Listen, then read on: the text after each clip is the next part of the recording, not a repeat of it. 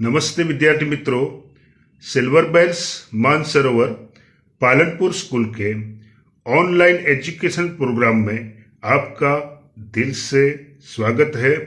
बाल मित्रों, आज हम standard 9th subject Hindi chapter number 19 महाकवि कालिदास, जिसके लेखक का नाम है नरपत बारहट हड़वेचा, उनका पार्ट 1 हमने अभ्यास कर लिया था। पार्ट 2 में आपका स्वागत है। बाल मित्रों, कालिदास संस्कृत भाषा के महाकवि है। उनके बारे में ऐतिहासिक और भौगोलिक जानकारी प्रमाणित रूप से नहीं मिलती।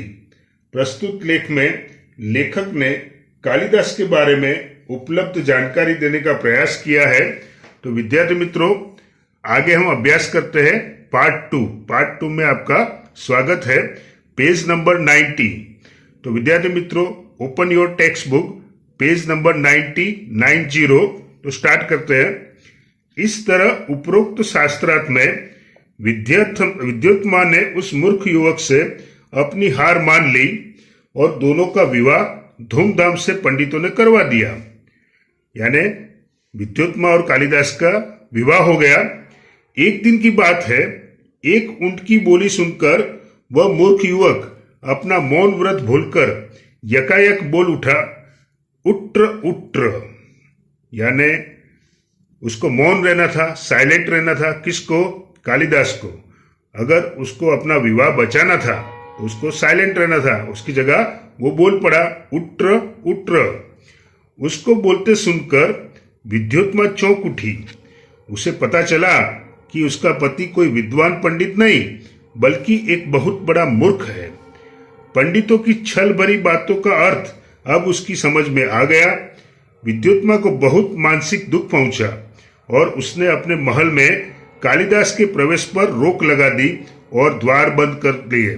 मतलब विद्युत्मा ने उसको घर से निकाल दिया। कठोर उपासना से उसे मां काली का वरदान प्राप्त हुआ और उसे काली का दास होने के कारण कालिदास नाम प्राप्त हुआ। तो कालिदास ने फिर क्या किया? मां काली की उपासना की, कठोर उपासना की, और मां काली ने उसको वरदान दिया और ये बुद्धिमान बन गया, पंडित बन गया। शीघ्र ही कालिदास सारी विद्याओं को सीखकर प्रवीण हो गए। प्रवीण मतलब होशियार हो गए। राजनीति, धर्मशास्त्र और साहित्य का अच्छा ज्ञान प्राप्त कर वो फिर से विद्युत्मा के पास लौटे। द्वार तब भी बंद था। कवि ने अपने विद्वान होने के प्रमाण स्वरूप संस्कृत में द्वार खोलने के लिए विद्युत्मा से प्रार्थना की। तो कालिदास ने संस्कृत में बोला, क्या कहा? अनावृत कपाट द्वार देही, अनावृत कपाट द्वार देही। मतलब, हे देवी, बंद द्वार खोलो। अंदर से पत्नी विद्युत्मा ने पूछा, अस्ति कश्चित वाग विशेष? अस्ति कश्चित वाग विशेष, उसका मतलब है आपकी वाणी में कुछ विशेष है।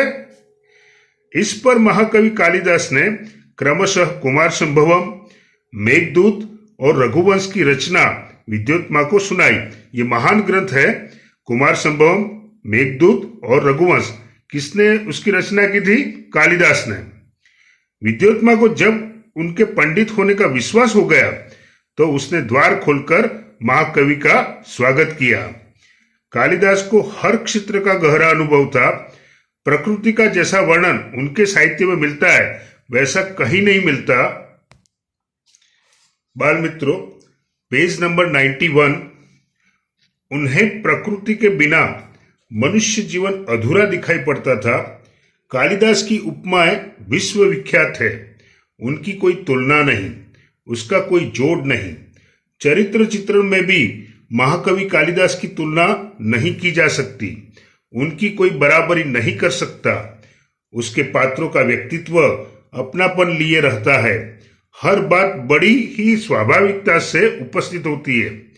कालिदास अपने काव्य तथा नाटक के द्वारा बार बार यही बताना चाहते हैं कि राजा प्रजा का शासक ही नहीं, उसका रक्षक और पिता भी है। यानी जो राजा है वो सिर्फ शासन करने वाला ही नहीं, पर वो रक्षक और पिता भी है। यानी राजा को भी अपनी ड्यूटी वो याद कराते थे।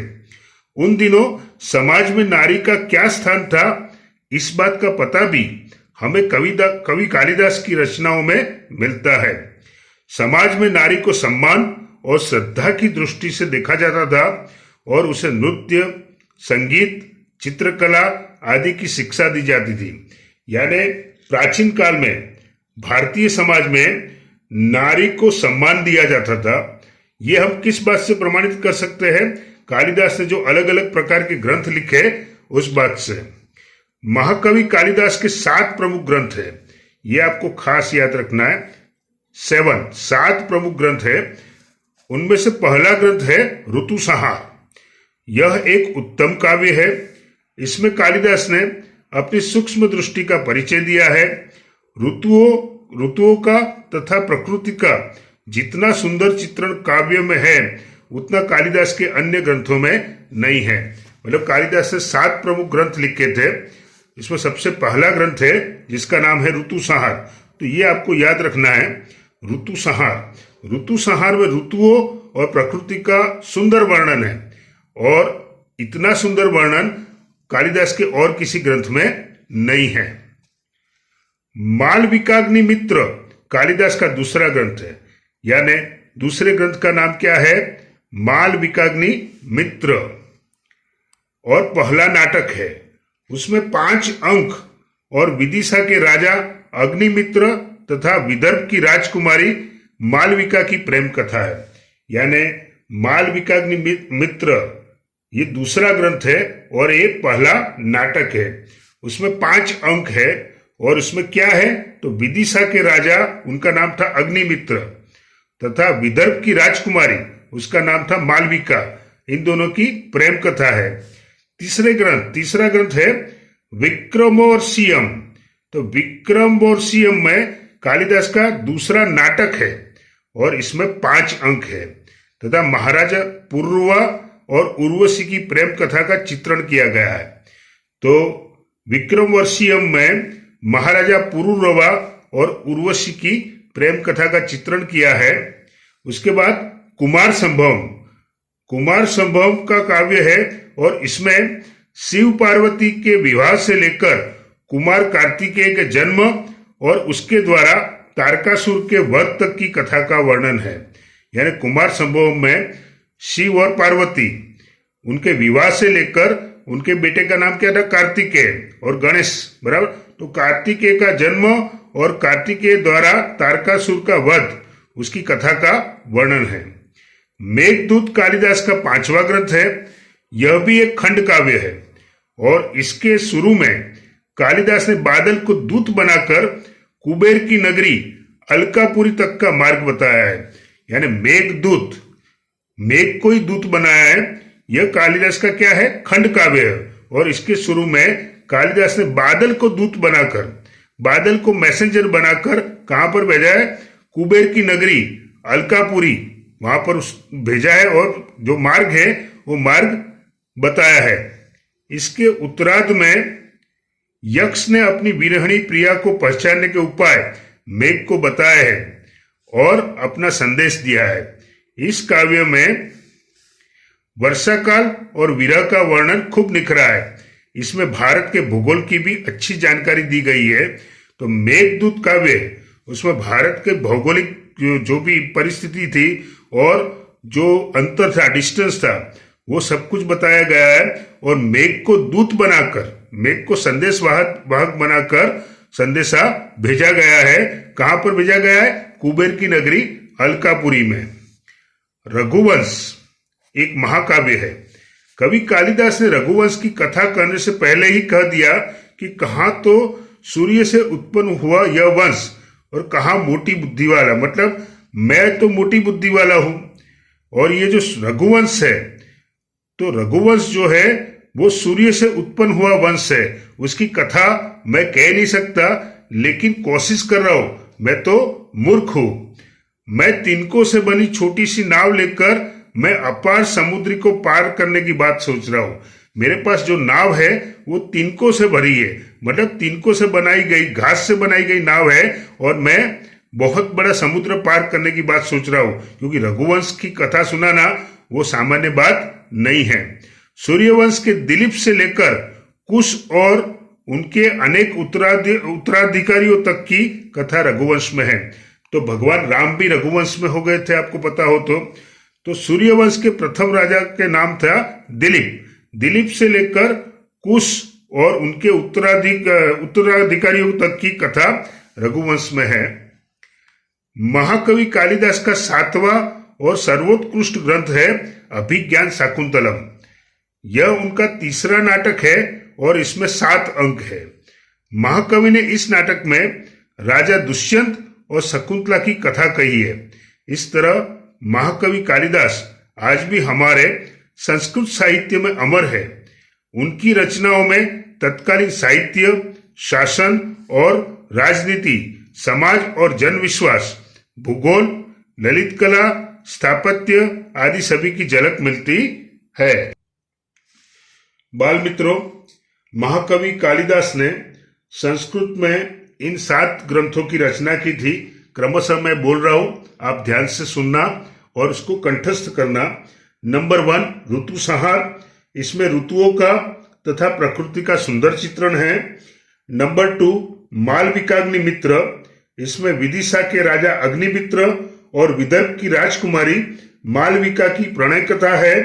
नंबर 3 विक्रमोर्वशीयम, यह महाराजा पुरुरवा और अप्सरा उर्वशी की प्रणय कथा है। नंबर 4 कुमार संभवम, इसमें शिव पार्वती के विवाह से लेकर कुमार कार्तिकेय के जन्म तथा उसके द्वारा तारकासुर के वध का वर्णन है। नंबर 5 मेघदूत, इसमें एक यक्ष के विरह का चित्रण है। यक्ष मेघ को दूत बनाकर अपना संदेश मेघ द्वारा अपनी प्रेमिका को पहुंचाता है।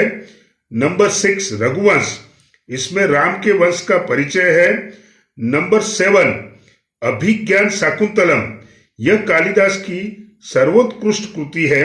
इसमें राजा दुष्यंत और शकुंतला के प्रेम के नाटक के रूप में बड़े सुंदर रूप से प्रस्तुत किया गया है।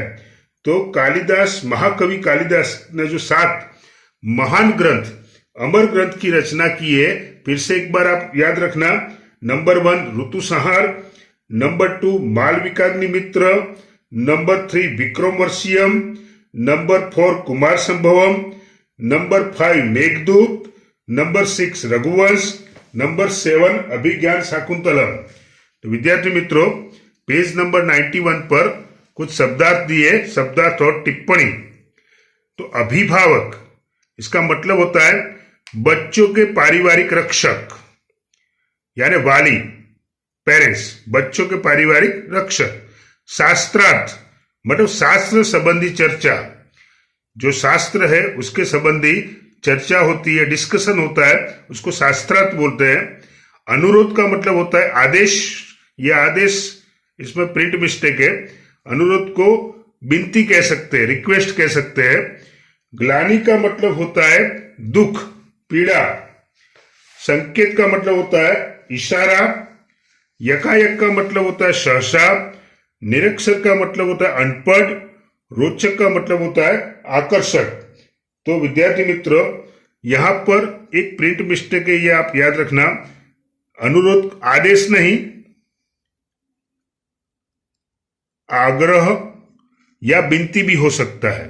तो फिर से देखो, अभिभावक बच्चों के पारिवारिक रक्षक।